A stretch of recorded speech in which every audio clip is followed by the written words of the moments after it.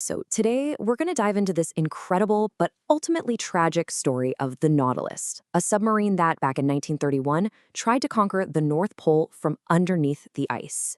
It's an amazing tale of ambition, media sensationalism, and just catastrophic failure. Just try to picture this for a second. You've got this lone submarine, and it's pushing its way into a massive, frozen unknown. On board, a crew of explorers are about to try something that could either make them total legends or seal their doom thousands of kilometers under solid ice. You have to understand, for centuries, getting to the North Pole was one of the biggest, most deadly challenges out there for humanity. People tried everything, by ship, by dog sled, even on foot. And hundreds, hundreds, perished. Their ships were just crushed by the ice, their bodies lost to that unforgiving cold. Think about it. The pole was first reached from the air without anyone even setting foot there. That just tells you how impossible the journey seemed from the surface. And this extreme difficulty is really what set the stage for a truly radical new idea. And that's where our guy, Sir Hubert Wilkins, comes into the picture. This was a seriously accomplished explorer who looked at the frozen Arctic Ocean and didn't see a barrier. He saw a pathway.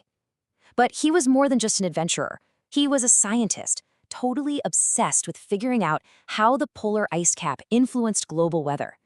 He was convinced that a submarine could just, bypass all that dangerous surface ice, collect priceless data, and unlock one of Earth's very last great mysteries.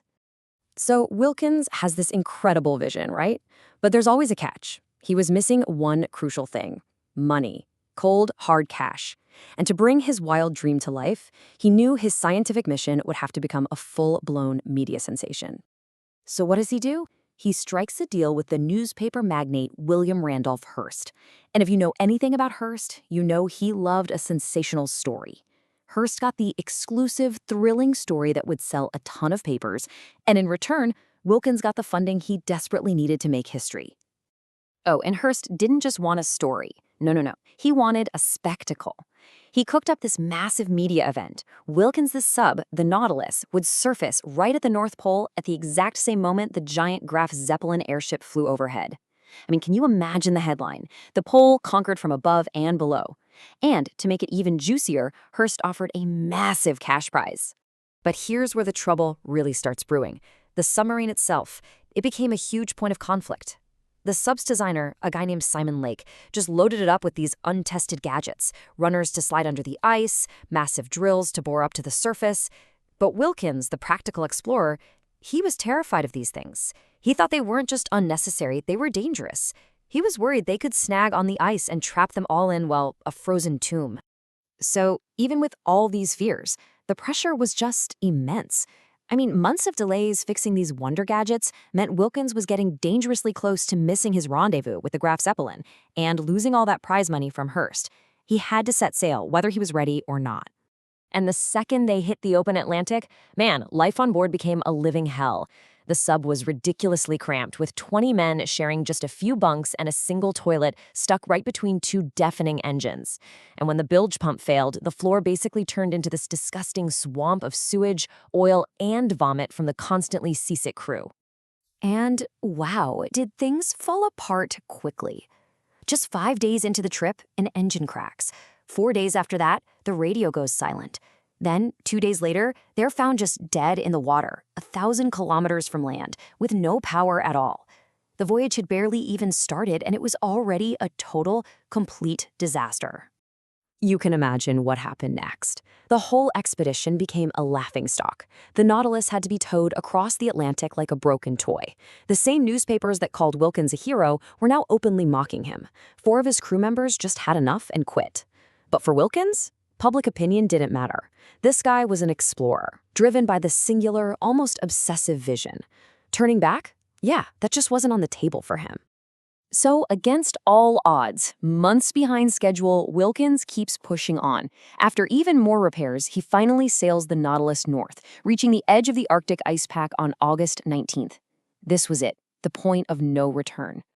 And here's the crazy part. While Wilkins is sending these really upbeat reports back home to keep the Hearst papers happy, the reality on board was just grim.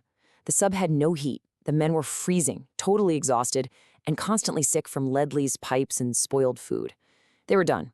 Everyone wanted to turn back. Everyone, that is, except for Wilkins. So, Wilkins finally gives the order to dive under the ice. But nothing. The sub just wouldn't respond.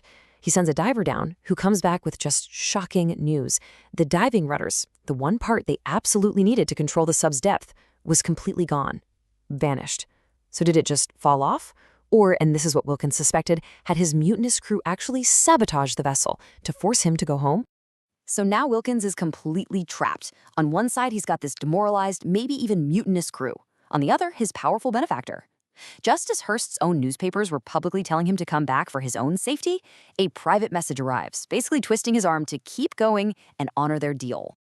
Okay, so, backed into a corner, Wilkins makes this desperate, honestly almost suicidal call. If the sub wouldn't dive properly, fine, he would force it. He ordered the tanks flooded to make the sub heavy, and then essentially rammed the Nautilus under the edge of a massive ice floe. So they get under the ice, and he orders a test of Simon Lake's super hyped-up drills. You know, the one system that was supposed to be their lifeline to the surface. For hours, the crew tried to bore through the ice, and for hours, the drills just kept jamming. They couldn't even get through a few feet of ice. That was it. The final, crushing failure. On September 6, 1931, with his sub crippled and his crew at their absolute breaking point, Sir Hubert Wilkins finally had to concede. He sent a simple radio message that said it all. Our Arctic trip is over. And you know what's wild is that Wilkins's pioneering attempt was just almost completely forgotten. 3 decades later, a nuclear-powered American submarine, also named the Nautilus, easily pulled off the same feat and came home to a hero's welcome. One sub was scuttled and left to rot. The other became a national landmark. And for Wilkins himself, the personal cost was just immense. He was once considered one of the greatest explorers of his generation, but this one single disastrous expedition left him broke and basically pushed him into the footnotes of history. Just a tragic end to such a brilliant career.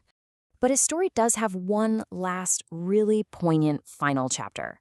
After he passed away, his last wish was honored. The crew of another U.S. nuclear submarine, the Skate, carried his ashes to the one place he could never reach in life, scattering them at the North Pole. In a way, he finally completed his journey.